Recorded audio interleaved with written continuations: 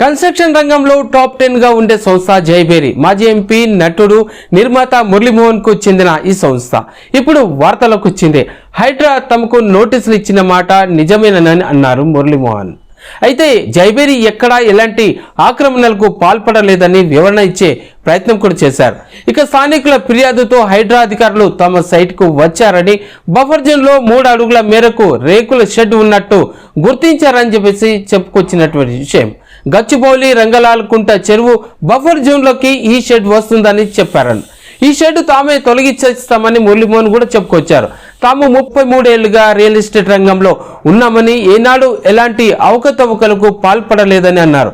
ఇక తమకు 15 రోజుల సమయం ఇచ్చిన, ఇక ఆ తొందరలో వీలైనంత తొందరగా ఆ షెడ్డును తామే తొలగిస్తామని చెప్పి చెప్పుకొచ్చారు. ఇక జైబేరి సంస్థకు హైడ్రా నోటీసులు ఇచ్చిందనే విషయం గత 2 రోజులుగా సంచలనమైంది. దీంతో ఆ పేరున్న సంస్థ కూడా నిబంధనలు ఉల్లంఘించిన విషయం ఇప్పుడు బయటికి రావడం, నోటీసులు ఇచ్చిన విషయం మీద బయట ప్రపంచానికి తెలియడంతో అసలు ఏం జరిగిందనే విషయం ఇప్పుడు సర్వత్రా ఆ చర్చ మొదలైంది. ఈ విషయం మీద ఎవరు ఆందోళన చెందాల్సిన అవసరం లేదని చెప్పేసి మురళీమోహన్ అంటున్నారు.